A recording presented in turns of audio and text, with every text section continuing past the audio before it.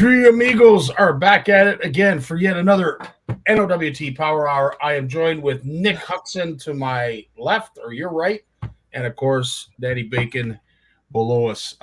Gentlemen, it was an honor to spend a great weekend of fishing, a great weekend of Dubreuilville, and a great weekend of festivities. When did it all wrap up? I have to ask, Saturday, when did it all wrap up? Sunday morning. Yeah, it's more of a Sunday morning thing. Yeah, I think it was a Sunday morning. Wow. I hitchhiked there, and I think I hitchhiked home. I had the walk. I definitely had the walk. So. I will say, what a festivity it was. It was great to see a city sort of open its arms to the NOWT, and of course, all the participants and those who volunteered, were spectators, sponsors, you name it. Is it like that in every town you guys go to? Seems to be. Yeah. It seems every time we show up, it's always a good atmosphere. Everybody's in a good mood, and we're having a good time doing it. It's awesome stuff. I will say the trip up there, and I know you guys do it all the time. This guy, unfortunately, I don't do it enough. Breathtaking scenery. I can't say enough about it. I saw a few of these guys on the side of the road, and I swear, when I passed this particular moose, I swear he opened his mouth and he's like, "Yo, what's up, bud?" But the scenery was just incredible, absolutely breathtaking. If everybody gets a chance, don't pass Montreal River Hill. Yeah, don't go from Sault Ste. Marie to Wawa and back, and it'll be worth the price of admission. It'll be worth the price of gas, because it was absolutely breathtaking. I'm lucky enough to drive around the entire province for work now. Like that's my job, to drive from one end of the province to the other. And I mean, back home from Sault Ste. Marie to Thunder Bay is by far the most beautiful drive I've ever seen in any country, in any part of the world. That is still breathtaking. The big Gitche Gumi keeps showing its natural beauty every time you drive by it. Very cool. Absolutely very cool. So, of course, we did mention we were in Dubreuilville this past weekend. This, of course, was the second stop on the NOWT Trail, but also the championship, and the significance of that. Again, it's incredible to see the camaraderie. Even though there's competition, there is that sense of compassion towards fellow anglers. And you guys, you share your help, you share some advice, you share techniques to a certain degree.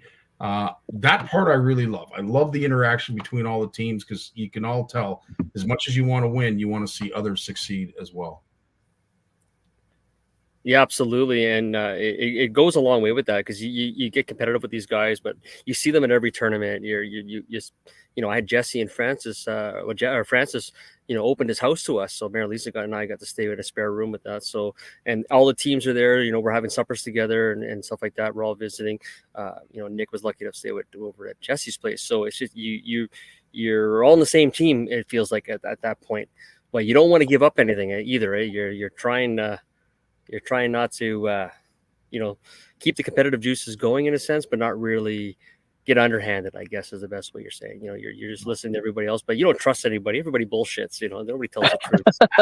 Three of diamonds. Three diamonds, yeah. I just learned a long time ago, I can just tell the truth. Nobody's going to believe me anyways. Till Saturday night, so.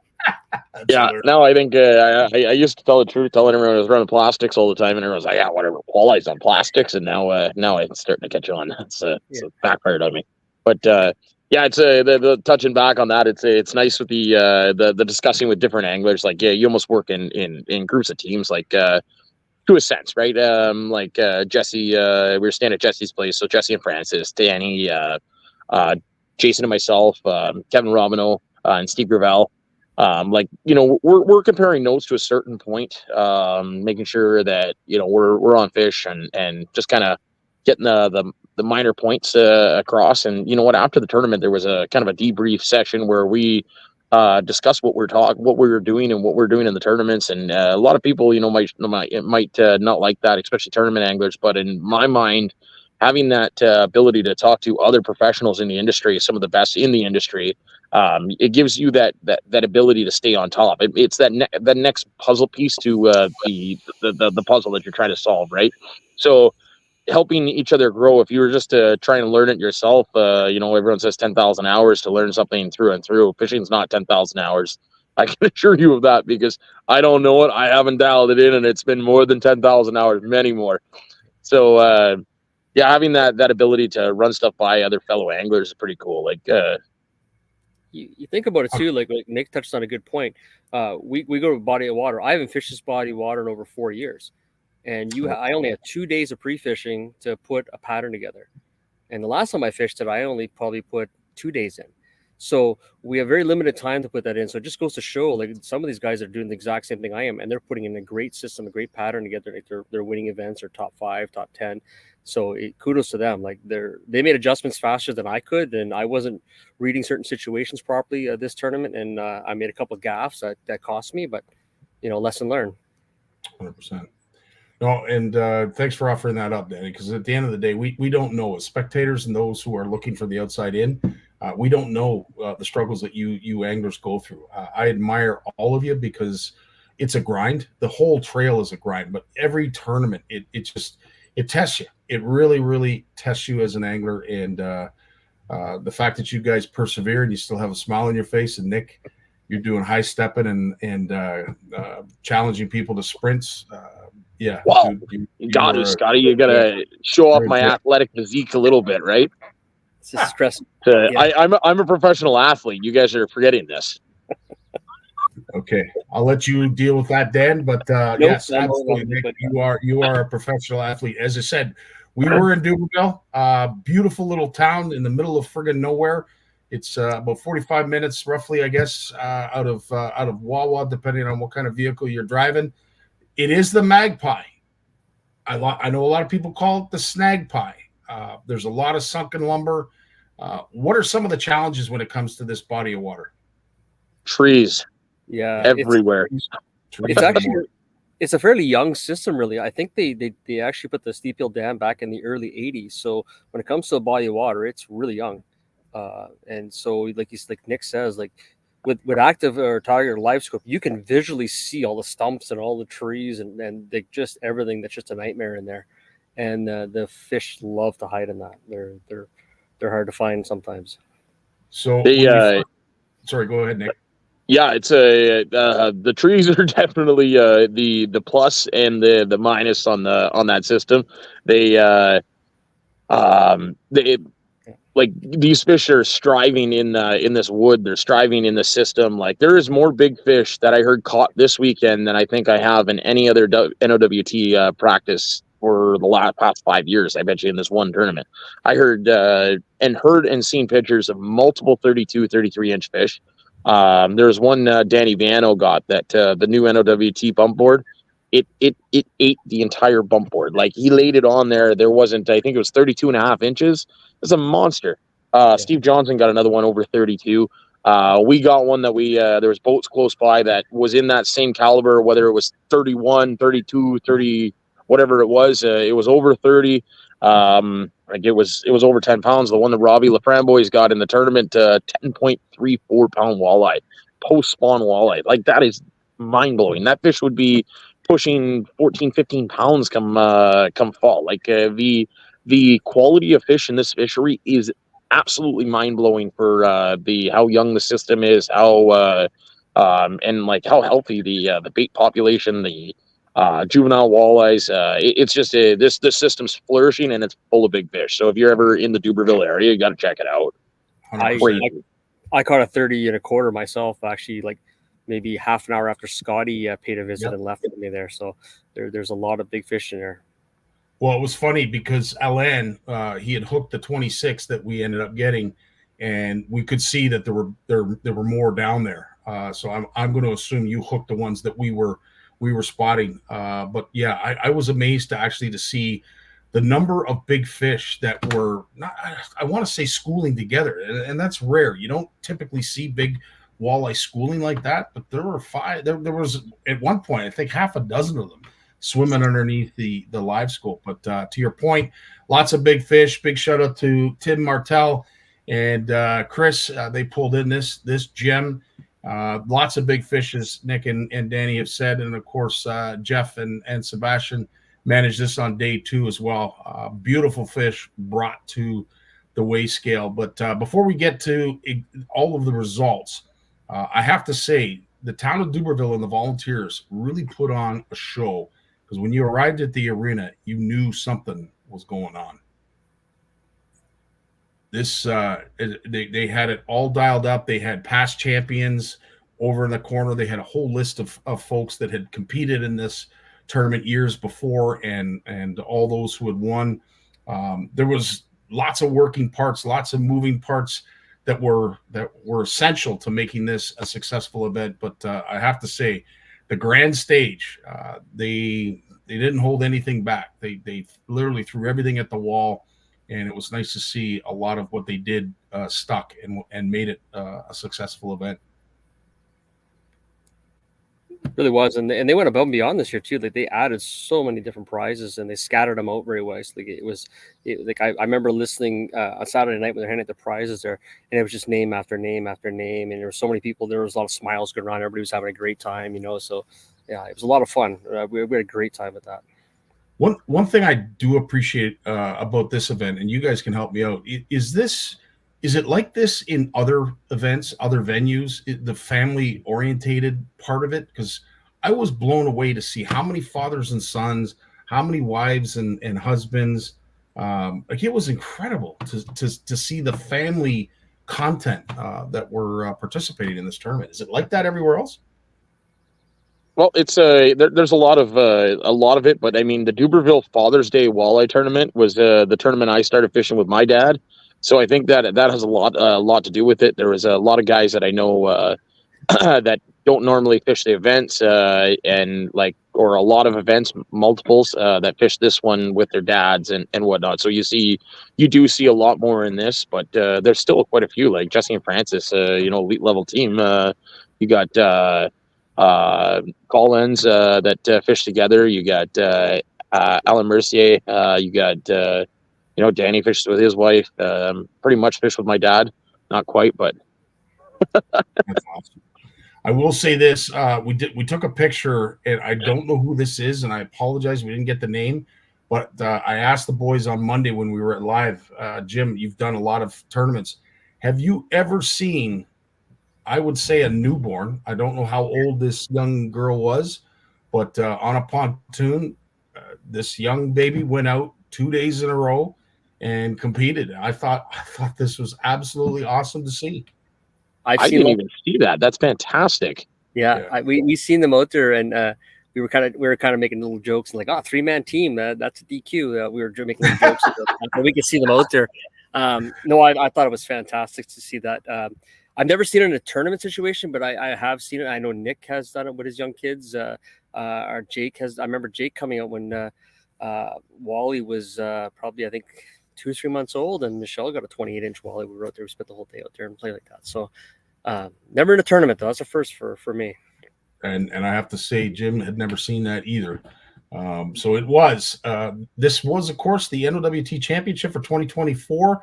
These were our champions last year, Kevin and Steve. They won in dramatic fashion at Matagami. However, this is 2024, and what a beautiful morning it was. The first day on the Friday, getting all the boats. This was a great pick. But again, what a venue, what a setup. And as it turned out, it just didn't disappoint. It came down again to the last boat, the last measurement. We have talked at great length. I wish I had gotten it right. I wish I knew there were 3 weighed bags as opposed to the 2.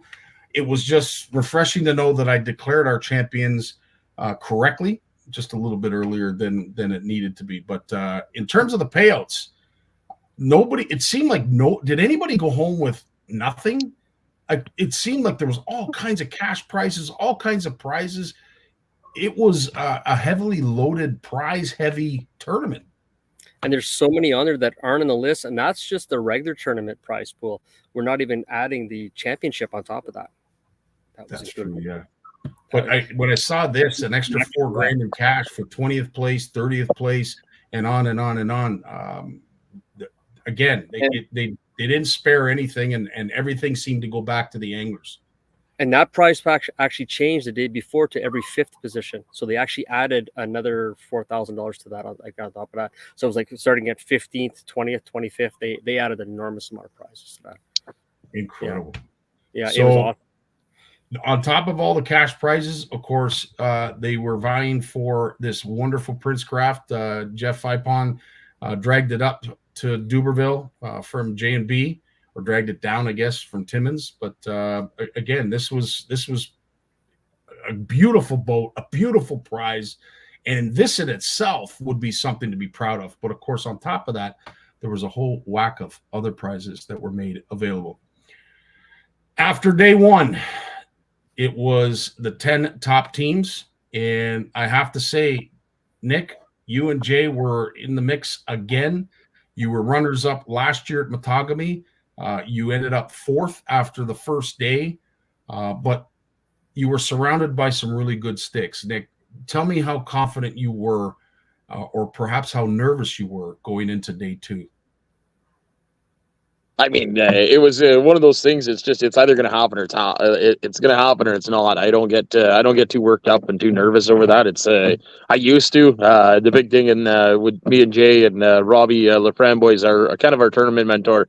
He was he finished I think 6th place in this one, but his big thing always he competed at the top level of bass fishing, won multiple major championships, and his big thing was just go fishing, guys. It's just another day on the boat. So we take that with stride, and that's kind of what we build every day. It's just another day on the water. It's going to happen or it's not.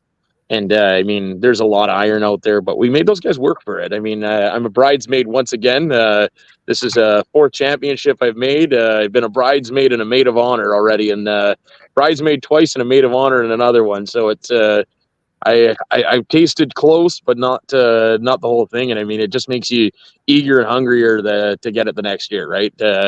We're not giving up. We're just going to keep going. That's what tournament fishing is all about. We try every time, and but it was definitely unique. The bite was incredible. The big fish we caught, man. We caught 25 overs day 2. I bet you we got 8 to 10 fish between 4.5 and 6 pounds on day 2. We just we couldn't.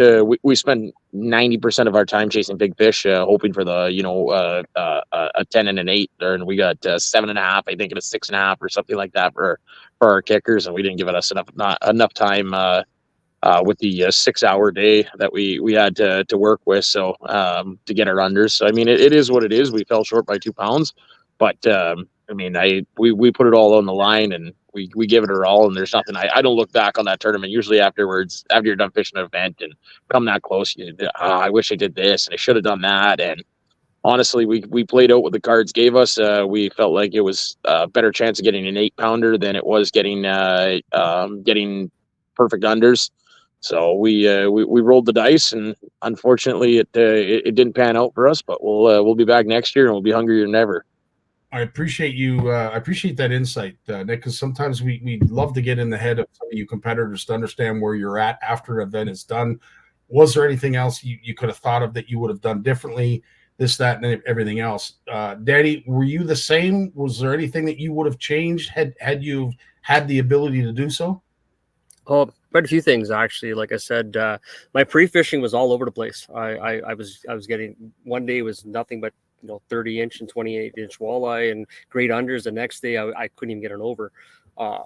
So our first day 1 wasn't bad for us. We thought we'd picked up and put a pattern together, and if we were over 11 pounds for the day, which is pretty respectful for there. But day 2 we an adjustment needed to be made, and I didn't make it, and it cost us. Like we grinded. So there was probably about 3 or 4 things looking back that I would have changed, and definitely in how I was going after fish, how I was, the areas I was looking in and stuff like that. I would have changed how I was doing that for sure. Well, the one thing that you guys did tell me is you were predicting some serious bags of fish coming to the weigh scales. And in fact, I do believe that both of you had said that it's going to take a 45-pound bag to win. Now, again, I'm not as familiar with the NOWT in terms of what a daily bag weight is. I know you two are. So, of course, when you said that, I thought, I've seen what goes on in Matagami. Is it even possible for a 45-pound bag? In fact, some had even suggested that it might even take 50 pounds to win. But after day one, I was just blown away that we were on pace, as you guys had mentioned, that it's going to take a 45-pound bag. And I thought it was awesome to have the hometown heroes, Francis and Jesse, in second place and so close to the top that, of course, and you could tell with the town, they were really hoping these two were going to pull it out. Yeah, I think we all were. It's those guys are deserving of the W. They've been working hard. They fish. Francis is on the water every day. Every single day he goes down, he puts his boat in, he goes and he plays around, and it just practices to get better. So, I mean, the dedication that they put in, in a non-tournament situation, like I wish I had that time to be able to do that. But I mean, my hat's off to guys that work like that. And, like even the champions, like you got Robbie and David, like those guys put in the effort. There's not, I can't take anything away from what those guys have done, because these guys walk in here first time on the body of water and kick our asses. It's it makes you want to be better. It makes you want to be hungrier. And you know what? We said that last year in the championship, like they made us fish better. And I'm sure we make them fish better too, because it's not like competition. They're not showing up here and just, walking away with everything. We're nipping on their heels. Like they're not a big leads. It's the competition's fierce in Ontario. So having that being said, but I mean, coming to the body of water for the first time and then doing what they did is incredible. Like these guys are that good. Like they are fantastic anglers. And I mean, it's a shout out to them if they're watching this. Shout out to you guys. You well deserved on that victory. 100%. Couldn't agree more. And the fact that you just mentioned that was their first time experiencing that body of water.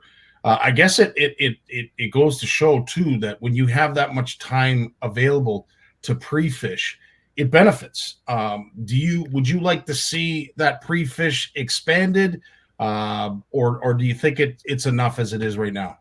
It's a benefit, and it's not in some cases. Like I that's one of the things that I did notice in Dubreuilville, especially, that I've noticed in some of the other tournaments, is that the fish aren't necessarily used to a lot of traffic in a short span like that, so they tend to deflect, I guess. And so the guys that adapt to those changes and do quite well. So we tend not to be generally always in community local holes. You're finding new places, new locations, and they become those plan Bs in the back of your mind the next time you go there. That's the kind of stuff. So in regards to whether a longer pre-fish, it could help. It could get the fish to get more adapted. Like I'm used to seeing here at home, they don't care about boat traffic or anything like that. It's good for the community as well. It's nice to have people around. It's not so stressful, and you have more time. But at the end of the day, it's up to the anglers too, right? 100%. Nick, you feel the same? I honestly think the guys that put the effort in, the time in, I think if someone's willing to take 2 weeks of practice, by all means, let them have 2 weeks of practice. That's if you're willing to put that time and that dedication into it, by all means. I mean, this isn't the Bassmaster Elite Series. This isn't we're on our own playing field. I think it's perfect the way it is. I wouldn't like to see it change. It allows the anglers to get better. It allows them to home in the fish. And you know what? When we present a 25-pound bag to win a tournament, everyone's like, oh, woo. But when we start putting 40 pounds up on the board, people start watching. So having these guys tuned into big fish, it's definitely going to help grow the circuit, because you know what, we are showing the bags now. We're getting better as anglers, and yeah, I think it's more entertaining catching. Before it was like you catch 2 8-pounders in a tournament and a couple other overs. I mean, you pretty much have it in the bag. Now it's like you need 2 8-pounders a day in order to stay in contention. So, which is remarkable. Like, I mean, that just, again, for those who appreciate walleye, to be able to do that, especially in a tournament under the gun, you are a different breed of angler to be able to do that. I 100% agree, Nick. So that was day one. Those were the totals. That's who were our top 11.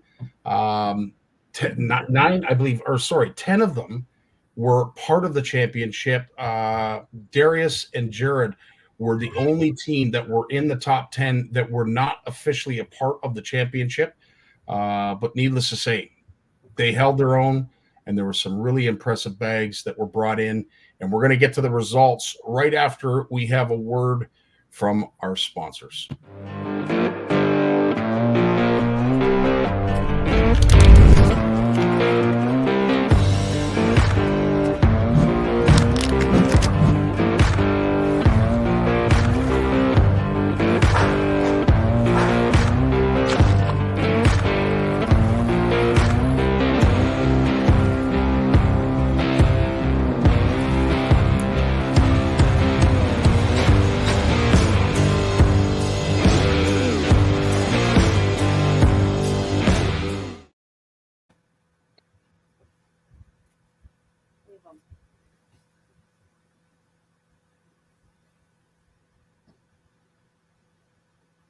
I don't think things are happening.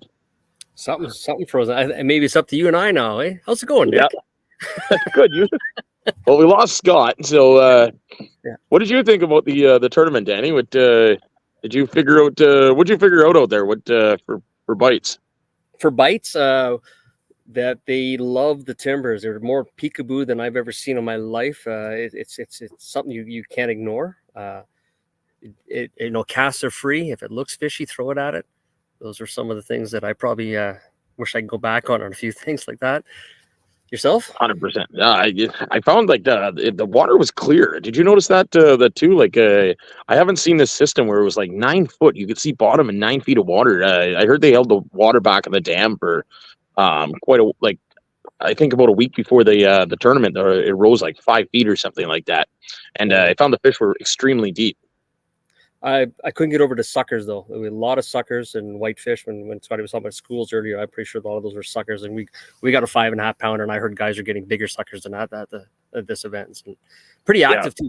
They were chasing drop shot, they were chasing jigs, they were chasing like gear, like they weren't shy.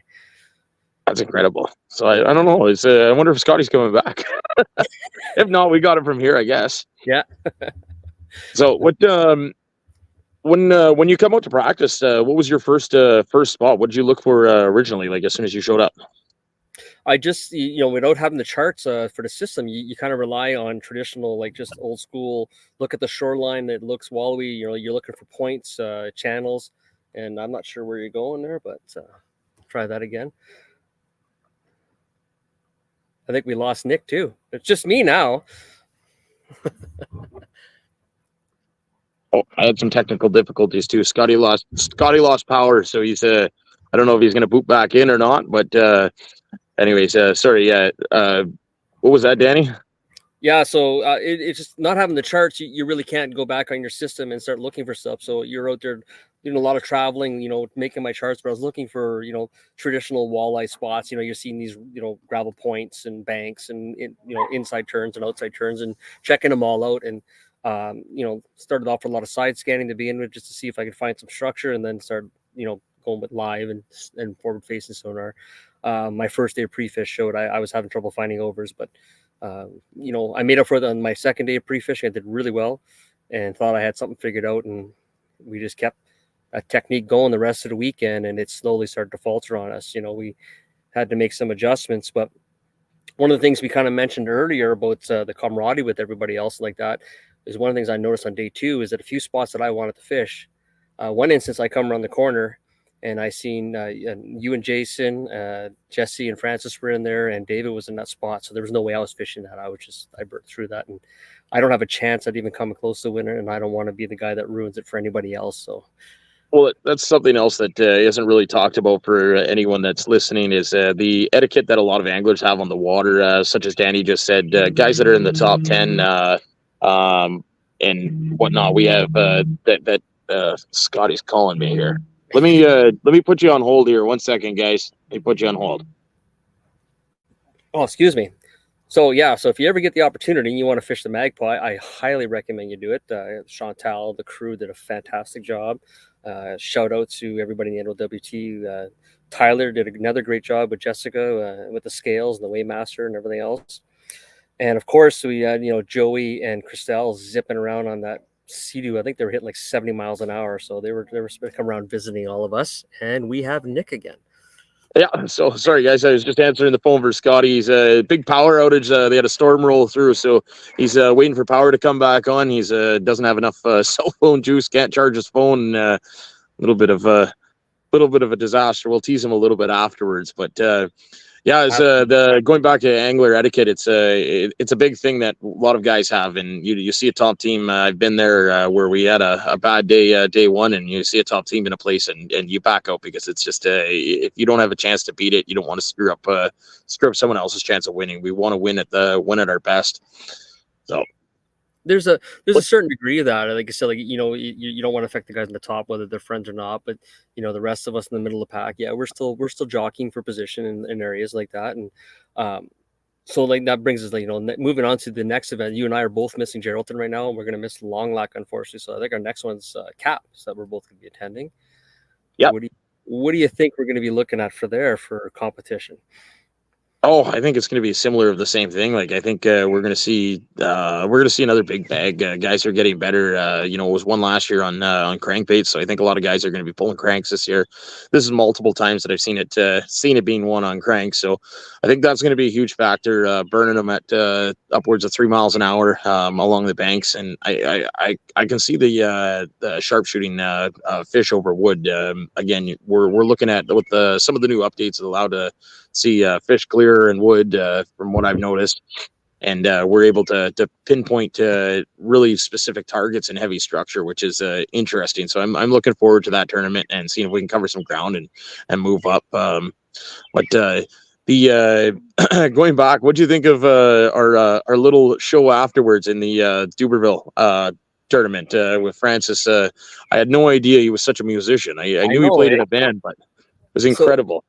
Yeah, for those that know, Francis, I guess they've been doing this since high school. There was a 3-man band, and Francis was playing on the drums and singing, and I think they put on like an hour and a half set, like nonstop. Like they just gave her and everybody was dancing. The community came out, and they were fantastic. Actually, like they were really good. Yeah. Incredible. I was very shocked. I think chalked down to the whole fishery, the whole tournament scene, like. Dubreuilville, really, they knocked it out of the park. Chantel and crew, if you're watching this, any of the volunteers, like, you guys rocked it. This was a great event for the angler standpoint. Everything from the weigh-in to the takeoff to the fishery. I mean, it was incredible. I want to touch. Sorry, go ahead, Danny. Aside from the high winds, I thought the weigh-ins, when we were bringing our fish in, that was so well taken care of. They had a good plan, everything. We were able to go in, move around, and get to do the dock. But for those that don't know, like the Dubreuilville where we dock, it's like 2 feet of water. It's super shallow, sandy. So when you get 2-3 foot waves, you're seeing bottom. Like, it's stirring up everything. You can feel your skeg hitting at times. So it's not the funnest place. You got a wind in there, but the crew did fantastic. They took good care, made sure everybody was controlled, and there was no incidents at all. Absolutely, yeah. So what did you think of the bite from years past? I know you fished it a few times. You fished a few events there. What did you consider the bite this year in Geraldton, or in Geraldton and Dubreuilville this year compared to years past? I only got to say I fished it once. That was back in, I think, 2020. That was an oddball one because it was in July. It was a COVID event. So it was a one-dayer. So it was a month later in the season, so the bite was completely different from that standpoint. Lots of fish, same as always. The bite was very similar. I just found that this time around there was a lot more movement. They were transitioning a lot more. They were in and out of things, and it was hard to keep up with them. I found as soon as even from morning to the afternoon, they weren't like they were holding on specific structure. For my boat, anyways, we were having a ton of trouble. I know you guys weren't. You guys were able to maneuver a little better, but my biggest thing is you're probably a bit more used to it than I am, but we don't fish a lot of wood in the Great Lakes and in places like that. So that was tricky for me to deal with that. It was even with active, it you can see a lot of things and you never know what it is, if it's a fish or not. So I can easily the snag pie earned its keep this way. It got a lot of money out of me this weekend. So Yeah, I think you got a lot of money out of everyone, but yeah. I found a lot more big fish were caught this tournament. I don't think it had anything to do with being able to see them or anything, because like even guys rolling up on community spots and catching that quality of fish was incredible. Like the big fish made an appearance. I'm being bothered here. I got a crew coming by too. So yeah, I found a lot more big fish made an appearance, and they were really willing to bite in another sense too. So that was a lot of fun seeing. 25 overs day two. We probably got 8 day one and countless amounts in practice.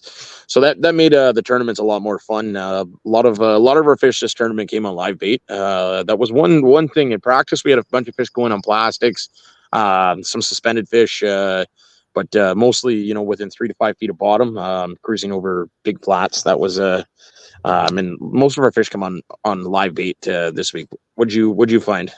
Yeah, all of my fish came on live bait. I didn't have much of a plastic bite going, but there was a variety of baits, like whether they're on the bottom or there was drop shotting. They were pretty good. One thing I did notice though is that they wasn't really like there was a bite window. They all seemed to be pretty active, and they generally, when they committed, but the bite was soft though. Even when you knew they were going to bite, sometimes you didn't always notice it at first, right? So a lot of lip hooks. There was a lot of missed fish we had come off on us there. So I'm not sure if you guys got another notification. Scottie's down. I guess the cell towers are down. He's only got 3G down in the GTA. So you guys are stuck in with us for the rest of the night. Good thing we're a little bit better looking than Scottie. He can't hear us to defend himself. Yeah, I'm sure he's pacing and sweating right now. Yeah, it was good. We're super happy to have Scottie up there too. I think he brings another aspect to the tournament life, just the camaraderie. He's such anyone that's met Scottie, like I can attest, like he's one of those guys you fall in love with immediately. He's that personality, big bubbly guy. He's there for the right reasons. He's not there to make fame or claim to fame.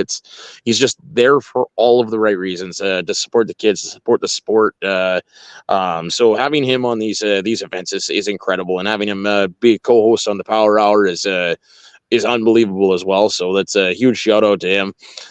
Even though he can't be here with us. It's not much help tonight, although we've lost all of our commercials and all of our feeds like that. There, so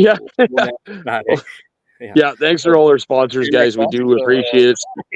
Yeah, it was on. We have Raxman, JB, Mercury, Garmin, Eastlink. We have what's it? Bayside Chevrolet. It's I'm going to butcher them, but Eastview. Sorry, Eastview Chevrolet. The Streamside, Whitewater, Garnet Sports, Raxfin. You guys are all fantastic. So thank you for that, and we'll make sure we make it up to you next week. But let's talk a little bit about upcoming events. So I know we're both not fishing Long Lac. We're going to be in Florida, but what's your prediction there, Dan? What do you think is going to take to lead Long Lac, and then where do you think it's going to be won? It's kind of tricky right now because there's a lot more better anglers than from the last time I fished that. I think it's going to be a lot of weights north of 20. I think it's going to be into the 30s to win that event, and I think that's going to be more traditional to what you see on a big water bite kind of thing, working reefs and shoals and those kind of shallow to deep water transition areas. I think it'd be part of the big areas, and I think they'll be active on just about everything. I think reaction baits are going to be really key up there.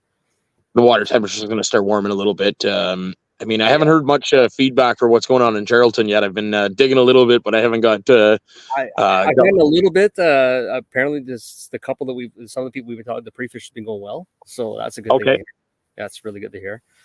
So awesome. So you think possibly like pushing 30 pounds there to take a lead for Geraldton? I don't know. That one's notorious for the overs not being tanks, right? So it's a 7-pound fish is a really big fish in that system. But absolutely. I think now that this caliber angler going in there, these are the guys that are going to find a 9-10 pounder hiding somewhere, I think. But They got to be in there. There was years. I think there was a over 10. I believe one year that we found someone found in there in the main part of the basin. I heard there was one over 10 pounds. I wasn't. That was pre Nick fishing the NOWT, but there was the old legend said that. It'd be interesting to see Long Lac for the practice going into the championship for next year. Like seeing what the weights are going to be. I know last year they had a massive die off of a lot of the bait fish in there, so they were catching a lot of big, like 30-inch fish that were only weighing under 7 pounds. Big head, small bodies on them there. Yeah, it was kind of interesting. So I don't know what the spawn was like this year as a result of that. You're right though, but the lake trout in there are thriving. Like there's 40-inch lake trout coming out of that system, so there's food around. I think just getting in the right batch, right? Yeah, that makes 100% sense. And then we move on to Cap, which I believe it's going to be another good event. We're looking forward to going there. And then Hearst, we got Hearst, which is I'm actually going to sign up for Hearst this year. Last minute call one of the other anglers that wasn't planning on fishing more than one event, but he needs to qualify for the championship. So Alex, I'm going to be fishing with Alex in Hearst. It sounds like we're just waiting to confirm that, but that'll be a good one. And then Sault Ste. Marie, we got registrations now open for the Sioux. If anyone's not registered yet, make sure you check it out. It's going to be linked to the registration site will be on my Facebook page, Danny's Facebook page, and also on the Canadian Fishing Network Facebook page as well. So if you want to check it out and register, you'll see the registration page is available at all of our on all of our social media accounts as well. Yeah, it's going to be interesting to see. I'm looking forward to that one because it's brand new and it's going to be a lot of anglers like myself. Like I don't normally fish that body water, and it's kind of unique. Everybody thinks it's the big water, but really it's like 5 smaller systems all rolled into one. So there's different techniques and different everything. You can really go on a tangent out there. And then same with Cap's case, and then going back to Cap, that's an enormous amount of water to cover. Like that's a long system, and it's a river. I think 45 miles, if I'm not mistaken, from front to back. Something like that. Yeah. I know it takes wide open, almost a full tank of fuel there and back. So it's definitely a thirsty system. But I mean, anyone that's watching too, Sault Ste. Marie is not like Danny said. It's not a big water system. You don't have to worry about 8-footers and swamping a small boat. I've run it many years out of a 16-footer. Fished multiple events out of it. Out of a 16-foot boat, never had an issue. So that's one positive. I think Hearst has got a lot of similarities too, right? Because you got multiple bodies of water. So like there, it's kind of like, you got multiple bays, multiple systems. You can easily make a few turns and be somewhere else kind of thing, right? So it's another new challenge, right? If you want to move on, you keep having to adjust all these systems and that. Hearst is a system that I haven't got to fish yet and I want to. Who knows if we can really swing things, we might sneak up there. I'm not too sure, but I'm not on that one. I know Long Lac's going to be out. I just won't be able to swing that one for sure. Yeah, unfortunately, when you have a job and a family, you got to make sure you can't do all the events, or it's very difficult to do them. I mean, I wish I could do every event. I wish I could be in G-Town right now. And I mean, all the best to all the anglers there. Oh, I got a visitor. All the best to all the anglers in Geraldton. We're going to be following you guys big time, and we'll be hope everyone's safe and has fun. And I mean, I hope there's some big bags there too. Like it's such a great event too. I've been lucky enough to win that one and fished it multiple times. It's well put on. Donna does a great job. Corey behind the scenes, and all the other volunteers there. So I mean, you get anyone. Do they still do the boat parade? Yeah, I think they do. The last time I was there, they did anyways. So that was a lot of fun. That's throwing candy to the kids and whatnot. I'm not sure if they've done it in the past couple of years. I haven't fished it in 2 years, but the last time I was there, they had the boat parade. Yeah, it sounds like a lot of fun. It's one of those things that just make it more exciting and get involved with it a lot. Yeah, exactly. And then you know what? It brings the kids out. Like in Dubreuilville, that was cool to see the community kids coming out and checking out all the boats, and having in the parking lot afterwards. And I signed a kid's hat. He asked me to, for his autograph. I signed his hat, give him a couple packs of plastics. It makes my day. Talking to kids. We sat down with two kids, local kids, and one local kid, and then another one angler's son. And teaching them how to tie different knots, like drop shot knots and whatnot, like and being able to bring that out. I remember being as a young angler and talking to some of these guys that I watched fish tournaments and think that was the world, right? And it's literally the least we can do as anglers to take that 1 second to help that next generation. I mean that's what makes my tournament. Seeing the kids being involved and seeing them want to learn and asking questions, and it gives me that warm fuzzy feeling. Absolutely. And I definitely got to give a shout out to my wife, Mary Lisa. I mean, she just took another top female angler. So she's got 2 now back to back. So it's good for her. I mean, it's always fun when the boat brings something home, but I wish it was me doing it, not just her. So it was good adjustment, but she worked pretty hard for this one. And we got lucky, I guess, in a sense. Like I said, the fish weren't on our side, but it ended up being on her side. Absolutely. I mean, seeing her grow as an angler too, like she's always been a fierce competitor, but seeing her evolve as an angler as much as the rest of us is pretty cool. Like I spent a lot of time with you guys, and just from 2 years ago when you guys stepped away from tournament fishing for a little bit and just kind of honed in on your craft, even now where she's really starting to I'm seeing a huge difference in just the competitive side of it, and it's awesome to see. I mean, she's a great person to be around and a fantastic angler. So you're lucky enough to have her as your partner and your wife, buddy. She's an absolutely fun person to be around. I mean, she just usually a life at a party, so she'll keep us all entertained and laughing there. And I can honestly say this is probably the first event we really didn't have an argument, so it went very well. And it's usually me thinking I know more than I should, right? Absolutely. Yeah. Cool, man. Well, I think we're going to cut this one a little bit short here. We got Scottie off. He had some other content for us. We'll pick it up next week. Scottie's got some weigh-ins for the second part of the tournament, the final weigh-ins, and so make sure you guys tune in next week.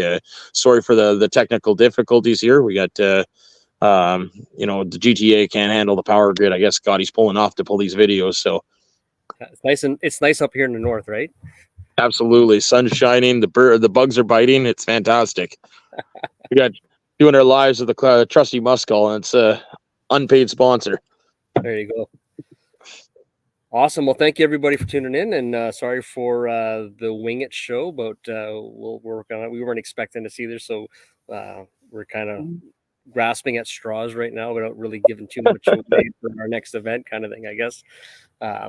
I don't think we have any shows or anything like that coming up or anything like that I think there's it's not till August, so I think we got a lot of time for them to talk, but nothing coming up for Scottie, I think, that he wanted to talk about. So I don't think so. I think you want to do a recap of this one, and you know what? It might perfectly tie in with the Dubreuilville or the Geraldton event as well. So stay tuned next week. Maybe we might do a little bit longer episode, an hour and a half episode or something, just to try and recap both tournaments, and we'll keep you posted. And we'll fine tune our gossip for the next one. Excellent. Thanks, everyone.